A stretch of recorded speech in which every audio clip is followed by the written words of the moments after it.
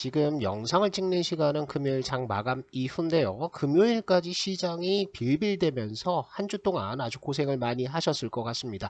아직 한 발이 남았죠. 뭐가 남아 있습니까? 파월의 연설이 남아 있습니다. 오늘 저녁 밤에 나올 것으로 보이는데 이것이 시장의 변곡점을 만들어 줄 수 있을지에 대해서 한번 살펴보도록 하겠습니다. 자, 먼저 8월 마지막 주 일정을 한번 보시면은요. 여러 가지 제조업 지표와 소비자 지표 그리고 물가 CPI들이 발표가 됩니다. 월요일에는 달러스 연준의 제조업 지표 발표가 되고요. 미국 컨퍼런스 보드에서 발표하는 소비자 기대지수가 나오게 됩니다. 그리고 수요일에는 미국 2분기 GDP 수정치 그리고 개인 소비 지표가 발표가 되고요.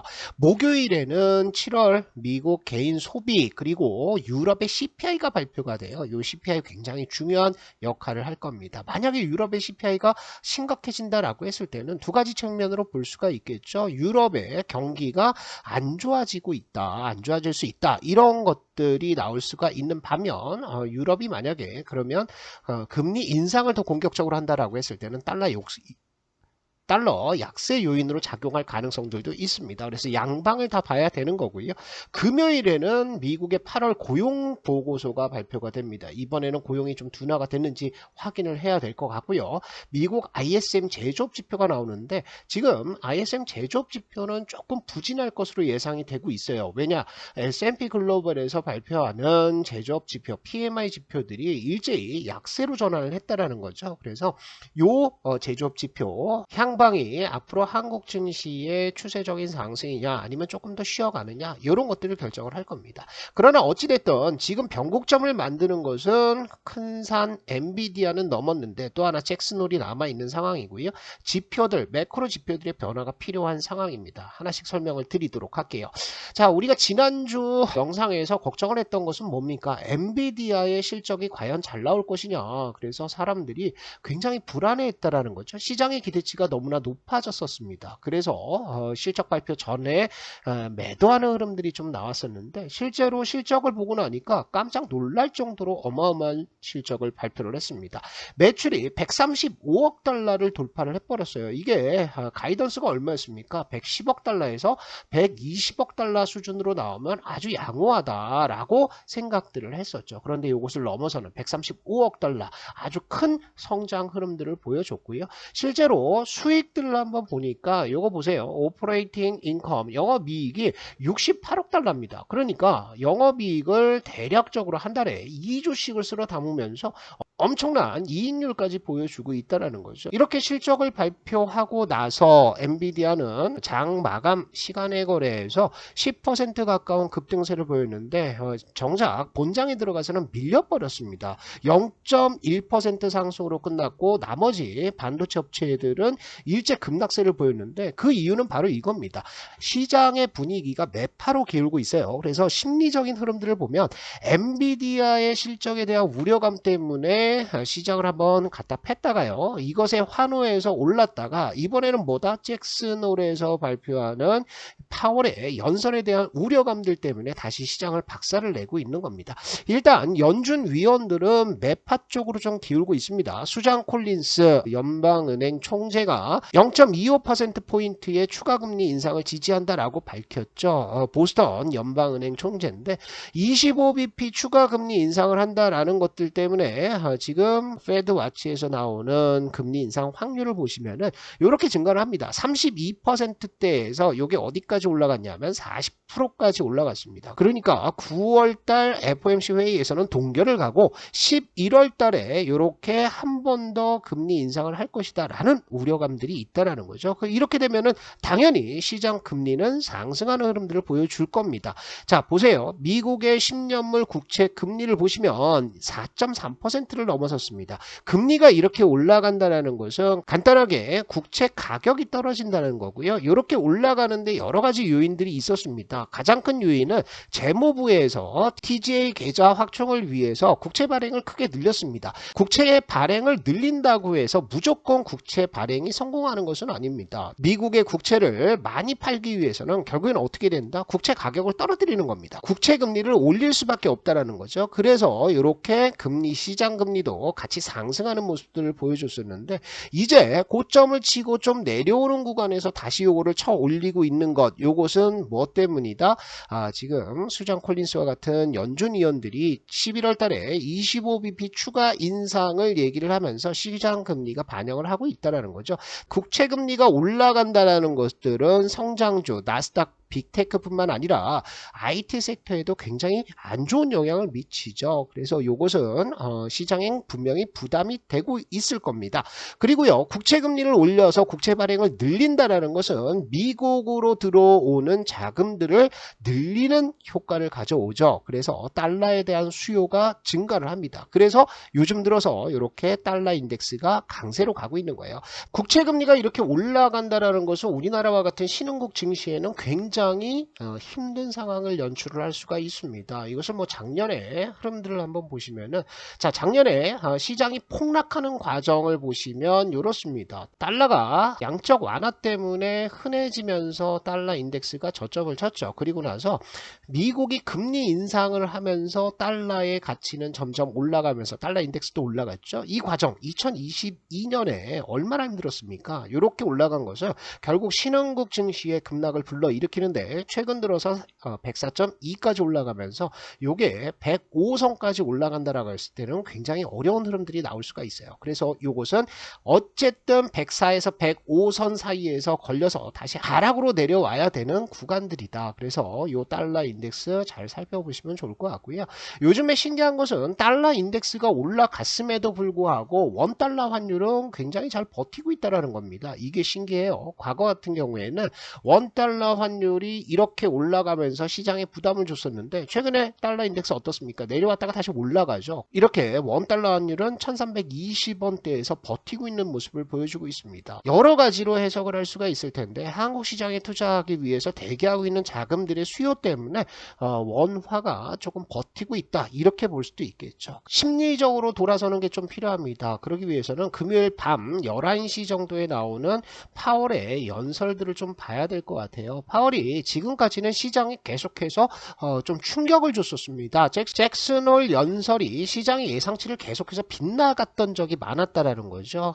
특히 2021년 시장에서 인플레이션에 대해서 걱정할 때 이것을 트랜지토리, 일시적이다라고 얘기를 하면서 인플레이션이 9%대까지 뛰게 만들었던 장본인이기도 하고요.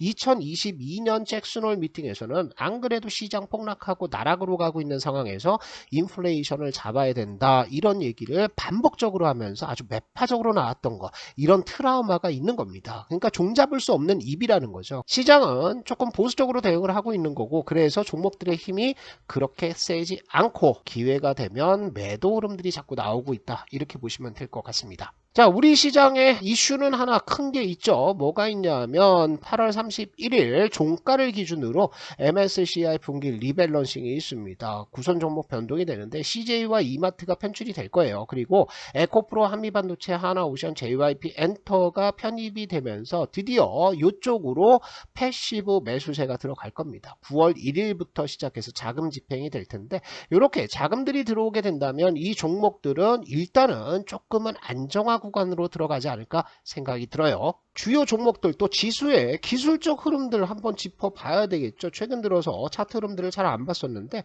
자, 먼저 코스닥 시작을 한번 보도록 할게요. 자, 코스닥은 상대적으로 강한 모습을 보여주고 있습니다. 이게 이제 2차 전지 대형주들이 버티면서 지수는 버티고 있는 상태라는 거죠. 자, 보시면은 이렇게 지수가 상승 추세대를 유지를 하다가 이 상승 추세대를 이탈했죠. 그리고 나서 바로 갖다 붙이는 모습들을 보여주고 있어서 코스닥은 전체 분위기가 상대 상대적으로 낮다. 하지만 종목들 개개로 들어가면 그렇게 재미는 없을 겁니다. 왜냐하면 ADR 지표도 이제 100선 찍었다가 다시 90선으로 밀리는 것처럼 대형주 몇 개만 올라가는 장세지 이게 개인 투자자들이 많이 먹을 수 있는 장은 아니라는 거죠. 그래서 재미는 없겠지만 기술적 흐름상으로 상대적으로는 굉장히 양호한 상태다. 이렇게 보시면 될 것 같고요. 코스피 시장에 힘이 없어요. 이것은 삼성전자, SK하이닉스와 같은 지수 대형주들이 시장에서 힘을 못 쓰고 있기 때문인데 상승 추세대 이탈했죠. 그리고 갭으로 이탈한 이후에 내려왔다가 쌍바닥은 잡아주고 있으나 이것이 2500선에서 다시 2600으로 가기 위해서는 달러 인덱스가 충분히 내려오면서 대형주들 특히 IT 섹터와 자동차 섹터가 올라주지 않고서는 시장을 끌어당기기에는 좀 부담스러운 구간들이죠. 하지만 2500선을 깨고 내려가서 2400까지 내려가는 이런 악재들이 있느냐, 그런 것도 사실은 그렇게 많지가 않습니다. 지금 시장에서 나오는 악재들을 보시면 미국의 금리 인상 25bp 남았죠. 그리고 이것은 작년에 충분히 겪어왔던 것들입니다. 그리고 25bp 인상을 하면 이게 마지막이라는 것들은 누구나 다 알고 있는 상태죠. 미국의 제조업 경기 그리고 한국의 수출 늘어나고 있고 바닥을 찍고 있는 상황이고요. 중국의 부동산 문제는 2021년부터 나왔던 문제입니다. 그래서 이 중국 관련해서 이슈도 계속 반복이 되면서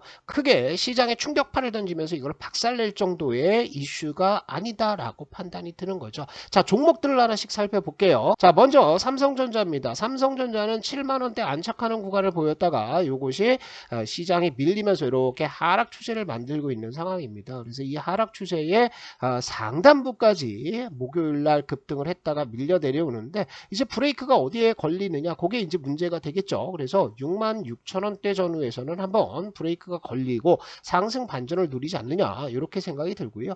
SK하이닉스 같은 경우에는 이렇습니다. 삼성전자보다 훨씬 낫죠. 삼성전자는 하락 추세를 만들고 있었는데 SK하이닉스는 HBM, AI 반도체, 요 기대감 또 요 수혜를 기반으로 해서 고점에서 버티고 있습니다. 사실 SK하이닉스만 본다고 한다면 크게 시장이 밀리지를 않았어요. 주봉상으로 본다고 하더라도 주봉에서 크게 훼손된 경우는 보이지가 않습니다. 삼성전자 같은 경우에도 올라갔다가 요 파동상으로 보면 4번 나왔고 5번 나왔고 6번 나와서 뭐 만드는 거예요? 7번 나오는 거죠. 그래서 여기에서 박스권 만들고 66,000원대 지지가 확인된다 라고 하면 어디까지 가는 거예요? 적어도 전고점대 내지는 전고점 이상으로 갈 수 있는 패턴들을 주봉상에서 만들고 있는 거고요.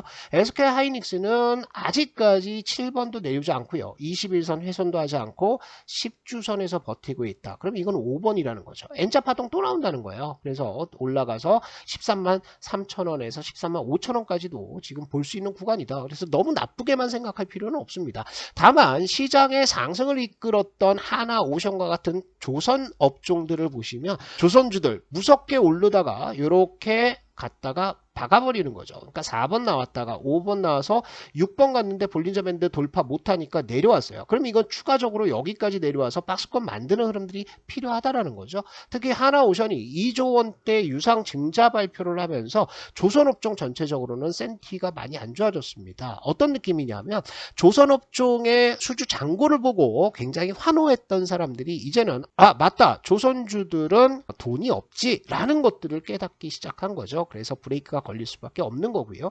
시총의 상당 부분을 차지하고 있는 현대차의 주봉 보시면 암담합니다. 4번 나왔고 5번 나와서 6번 나왔는데 7번이 여기에서 만들어지지 않고 여기까지 밀려 내려왔습니다. 이것은 일시적인 요인 플러스 엔화의 움직임들 때문입니다. 현대차가 내려왔던 이렇게 한 단계 다운그레이드 됐던 것은 8월달 9월달 생산량을 줄일 수 있다라는 우려감들 때문에 한번 더 내려온 거고요. 특히나 최근 들어서 엔화가 달러당 146엔까지 올라갔습니다. 그래서 이 엔화를 보시면은 우리나라 자동차는 아직까지 내연기관차에서 누구와 경쟁합니까? 일본과 경쟁을 하고 있어요. 이 엔화의 향방에 따라서 우리나라 자동차 수출이 휘청휘청하는 거죠.